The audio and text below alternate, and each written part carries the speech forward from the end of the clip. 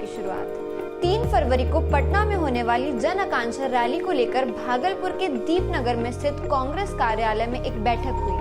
इस बैठक में कांग्रेस अनुसूचित जाति विभाग के कार्यकर्ताओं ने हिस्सा लिया, जहां 16 प्रखंडों से हजारों की संख्या में कार्यकर्ताओं के जाने और ठहरने की व्यवस्था को लेकर चर्चा की गई। हमारे विधायक कहलगांव विधायक सदानंद बाबू, यहाँ नगर विधायक अजीत शर्मा जी और जो लोग हैं, हम लोग पूरा जोर शोर से अनुसूचित जाति सब मिला जुला के बहुत इतना लगता है कि बिहार में जितने भी लोग आएंगे सब जिला से भागलपुर जिला का वहाँ संख्या ज्यादा रहेगी।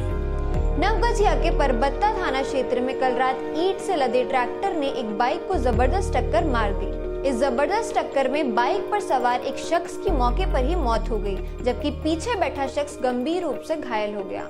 घटना जाह्नवी चौक की है।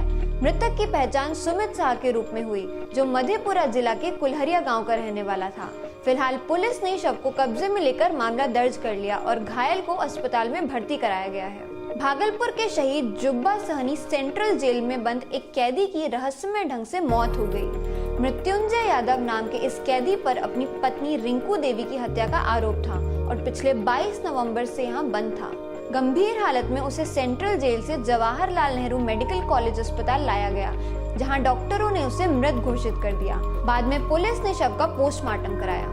कैसे मौत हुई तो जो हम नहीं देखे सर, तो वही डॉक्टर साहब बोले कि इसका वही भागना चाहता था, इसमें इसको सेल घर में दिया और उसमें ही फांसी लगा के मार गया। डॉक्टर साहब तो ये बोले वहाँ का स्टाफ। अब हुआ क्या ये तो भगवान जाने। नवगछिया में नो एंट्री जोन में एक गिट्टी लोड ट्रक के घुसने से जाम लग गया। इंटर स्तरीय स्कूल के पास लगे इस जाम में करीब 2 दर्जन से भी ज्यादा छोटी बड़ी गाड़ियां फंस गई। इसके साथ ही जाम से स्कूली बच्चों और आम लोगों को काफी परेशानी का सामना करना पड़ा। करीब 3 घंटे की मशक्कत के बाद जाम को हटाया जा सका। भागलपुर कलेक्ट्रेट कंपाउंड में साक्षर भारत मिशन के जिला प्रेरकों और समन्वयकों ने 1 दिवसीय धरना प्रदर्शन दिया।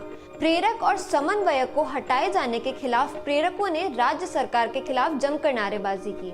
साथ ही साक्षर भारत कार्यक्रम को चालू करने, प्रेरकों को नियमित करने और बकाये मानदेय की भुगतान करने की मांग की। यह धरना हम लोग प्रेरक समन्वयक को 25 माह का बकाया मानदेय देने, प्रेरक समन्वयक की सेवा को नियमित करने, संविदा कर्मी के गजट में प्रेरक समन्वयक को शामिल करना मुख्य मुद्दा है। भागलपुर के खिरनी घाट में जिला शिक्षा एवं प्रशिक्षण संस्थान डाइट भवन में ट्रेनिंग ले चुके शिक्षकों का विदाई समारोह हुआ।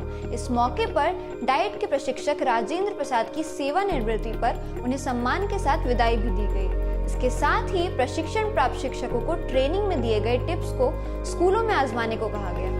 भागलपुर में जो है सत्र 2017-19 के शिक्षक जो अप्रशिक्षित थे उनके प्रशिक्षण का आज आखिरी दिन था, समापन था। जैसे कि डीएलएड के माध्यम से सभी शिक्षक जो है प्रशिक्षण प्राप्त कर रहे थे। कुल संख्या 135 थी। सभी जो है सब इसके बाद जितने भी परीक्षाएं होंगी डीएलएड की, उसके बाद सभी प्रशिक्षित शिक्षक माने जाएंगे।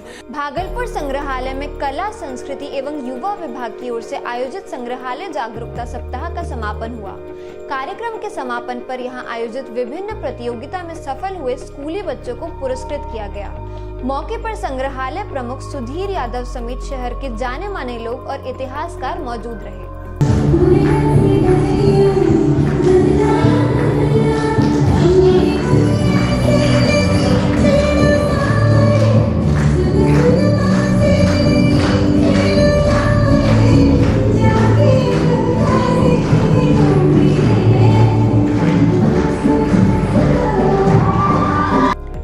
खबरों में बस इतना ही। कल हम फिर हाजिर होंगे शहर की कुछ नई खबरों के साथ।